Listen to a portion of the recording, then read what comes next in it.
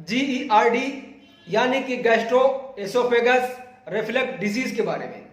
सबसे पहले मैं बता दूं, ये जो बीमारी है जब आप एंडोस्कोपी करवाते हैं तब आपको पता चलता है। तो जैसे हमें पता चलता है हम GERD के बारे में पढ़ना शुरू करते हैं, खोजना शुरू करते हैं, लेकिन मेडिकल साइंस के पास इसका कोई पर्टिकुलर एक जवाब नहीं है कि ये बीमारी किस कारण से आती है।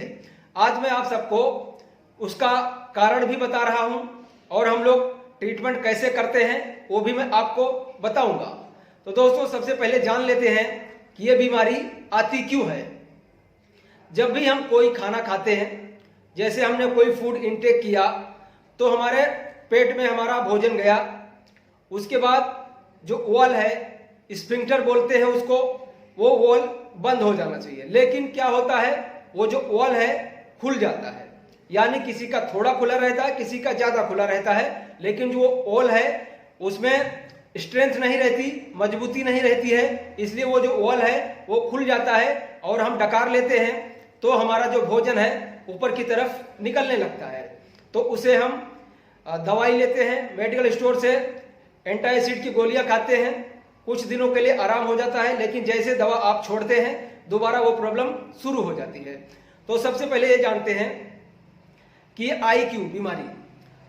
अब आपका शरीर है, शरीर जो हमारा है ये एसिड और एल्कलाइन ये दोनों के बैलेंस पे चलता है। लेकिन जैसे हमारे ब्लड के अंदर एसिड बढ़ जाएगी, वैसे हमारे शरीर के अंदर के जो ऑर्गन है, वो लीवर है, किडनी है, स्फिंक्टर है, पेट है, पैनक्रियाज है, सभी ऑर्गन्स जो हैं बिल्कुल नरम पड़ जाते हैं, यानी कि कमजोर हो जाते हैं। जैसे कि आपने देखा होगा कि जिसे IBS है उसका जो चमड़ी है, ऊपर से आप चमड़ी यहां से पकड़ेंगे तो उनकी जो चमड़ी है बहुत पतली हो चुकी होगी, और आप अपने पैरों की भी चमड़ी पकड़ेंगे तो आपकी चमड़ी बहुत ही ज्यादा पतली हुई। तो ये जो प्रॉब्लम है हमारे ब्लड के अंदर एसिड बढ़ने की वजह से हुआ है। वैसे ही जैसे हम खाना खाएंगे तो जो हमारा स्फिंक्टर है, वॉल, वो बंद होना चाहिए, लेकिन उसके अंदर मजबूती नहीं है, वो अचानक खुल जाता है। ठीक है, जैसे हम थोड़ा भी डकार लेंगे वो वॉल खुलेगा, लेकिन बंद होना चाहिए, वो बंद नहीं होता है, इसलिए हमारा जो भोजन है ऊपर की तरफ रिफ्लेक्ट होने लगता है। तो जो मेन रीजन है कि आपको GERD क्यों हुआ, उसका मेन रीजन यही है जो मैं आपको आज समझा रहा हूं।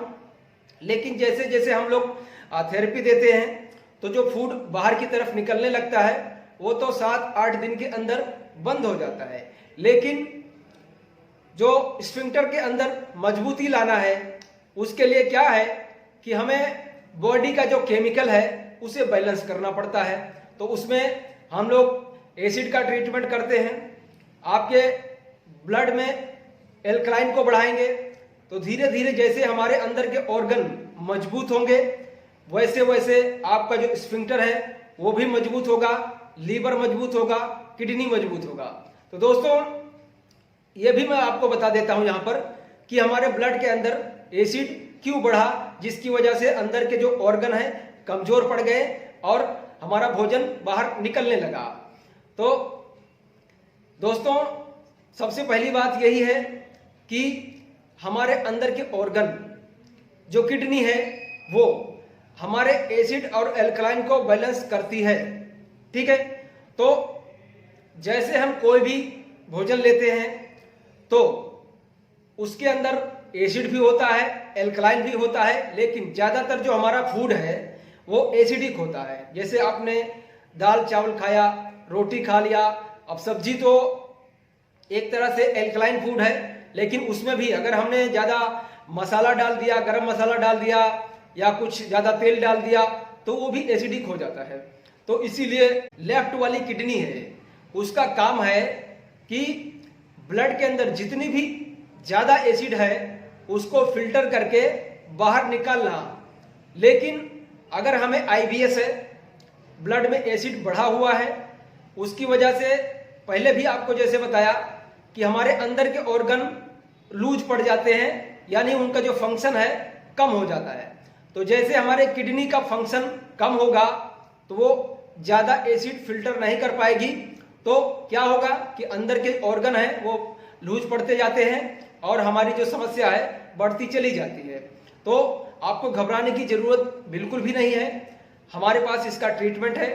हमने ऐसे पेशेंट ठीक भी कर दिए हैं और लोग वापस अपनी जिंदगी को पा भी लिए। लेकिन अगर आपको आईबीएस की समस्या है तो हम लोग ट्रीटमेंट जब देते हैं तो जो जीआरडी यानी जो खाना बाहर निकलता है वो तो आपका 8-10 दिन के अंदर बंद हो जाता है, लेकिन आपका पूरा आईबीएस क्योर करने में हमें समय लगता है। तो जब भी आप ट्रीटमेंट करवाने के लिए आए तो ये मत सोचिए कि मैं 7-8 दिन में मेरा जब गैस जो है डकार बाहर निकलनी बंद हो जाएगी, फूड बाहर निकलना बंद हो जाएगा तो मैं वापस ठीक होके चला आऊंगा। लेकिन ऐसा मत करना, क्योंकि देखिए पूरी तरह से अगर आपको ठीक होना है तो एसिड और एल्कलाइन को बैलेंस करना पड़ेगा।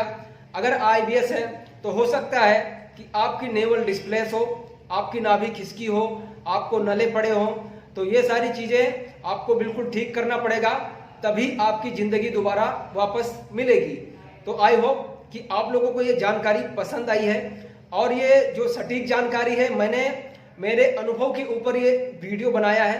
क्योंकि देखिए हम गूगल में भी आजकल सर्च करेंगे कि जीआरडी की जो रीजन है क्यों हो रही है, तो उसमें भी आपको बहुत सारी जगह पर यह देखने को मिलेगा कि इसका मेडिकल साइंस के पास कोई भी जवाब नहीं है कि जीआरडी क्यों हो रही है। तो मेरे जो अनुभव से प्राप्त जानकारी है वो यही है कि आपके ब्लड में एसिड बढ़ती है, उसी की वजह से ये सारी बीमारियां आपको हो रही है। तो आके आप ट्रीटमेंट लेंगे, आप 110% ठीक होके ही जाएंगे। ठीक है दोस्तों।